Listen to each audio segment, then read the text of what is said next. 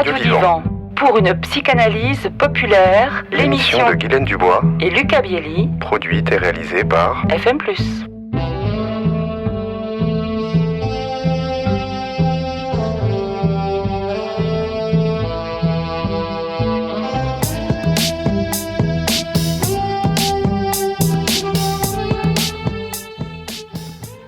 Bonjour Guylaine Dubois. Bonjour Lucas Bielli.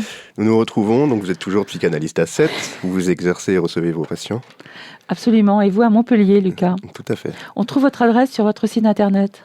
Oui, tout à fait. Et sur le site de la radio aussi, il me semble. Oui, comme absolument. Vous. Et voilà, on a tout fait bien. Alors Guylaine, j'espère que vous allez faire aussi bien que d'habitude pour nous parler du complexe d'Oedipe. Oui, en effet, Sigmund Freud, pour décrire la relation particulière entre l'enfant et ses parents, va utiliser le mythe d'Oedipe, que je vais rappeler ici brièvement. Oedipe, donc, est le fils de Laïos et de Jocaste. Informé de la funeste prédication que son fils le tuerait et épouserait sa mort, le roi Laïos abandonne son fils sur une montagne sauvage, d'où il est sauvé par un berger qui l'élève avec son épouse. Quelques années plus tard, alors qu'Oedipe et son père Laïos se croisent et se querellent, Oedipe tue son père sans savoir que c'est son père. Avant de pénétrer dans la ville de Thèbes, alors qu'il fuit ses deux parents adoptifs, craignant que l'oracle ne se réalise, il répond avec succès aux deux énigmes posées par la Sphinx, ce qui lui donne le droit de se marier avec Jocaste, la reine de Thèbes, par ailleurs sa mère, avec laquelle il est heureux et a 4 enfants, dont Antigone. Mais alors qu'Oedipe règne sur Thèbes, ses habitants sont malades de la peste, les animaux meurent en quantité et les récoltes sont maigres. En consultant un oracle, Oedipe apprend que les calamités dureront tant que le meurtrier de Laïos ne sera pas découvert. Oedipe, en faisant l'enquête, découvre que c'est lui qui a tué Laïos et épousé sa propre mère, Jocaste. Par punition, il se crève les yeux et erre jusqu'à Athènes, accompagné d'Antigone. Athènes où il va mourir. Pour Sigmund Freud, la légende grecque des Labdacides a saisi le désir compulsif, universellement partagé, qui consiste à vouloir, du point de vue du garçon, épouser sa mère et tuer son père. Rêve de désir dont la réalisation l'épouvanterait. Le complexe d'Oedipe apparaît quand le garçon, vers 2 ou 3 ans, éprouve un grand amour pour sa mère. Il se sent irrésistiblement attiré par elle. Mais s'oppose à son projet un rival de taille, en la personne du père, qui lui aussi a des vues sur son épouse. Le petit garçon nourrit alors une hostilité envers ce père.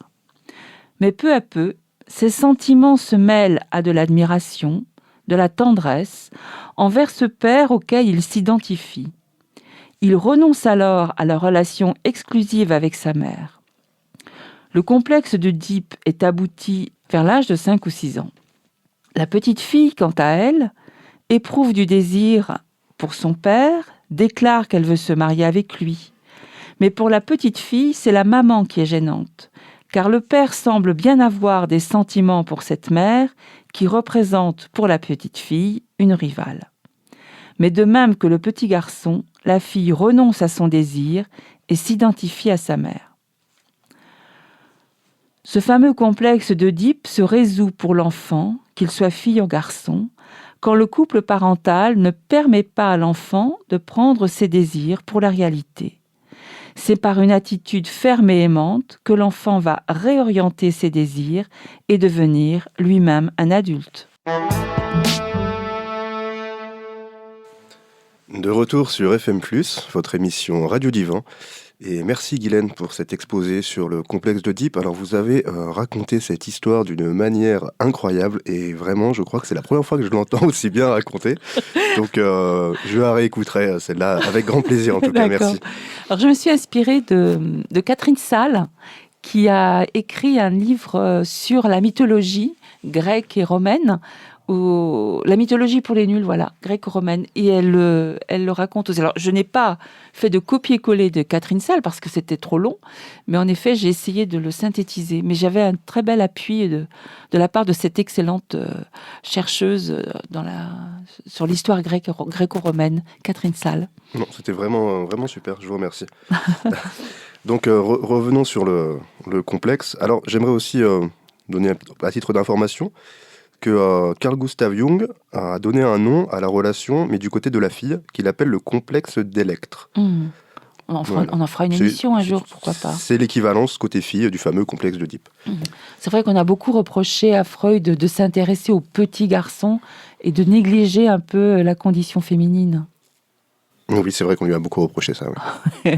Alors, je dois dire aussi que sur ce sujet-là, évidemment, le complexe d'Oedipe, c'est très, très vaste comme sujet.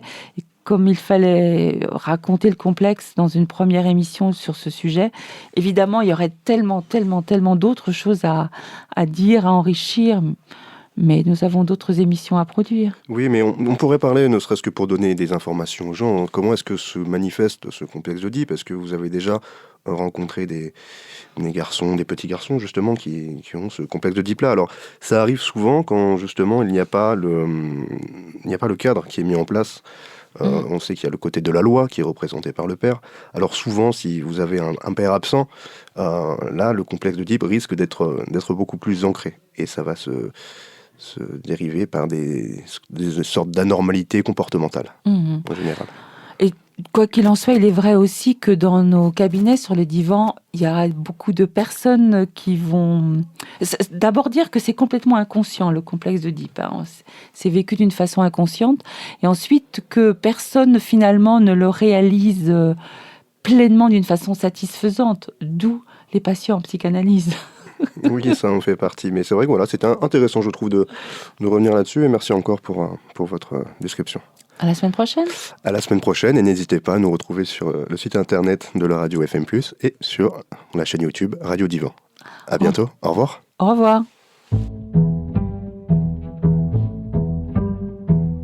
C'était Lucas Bielli et Guylaine Dubois pour Radio Divan, une émission produite et réalisée par FM+.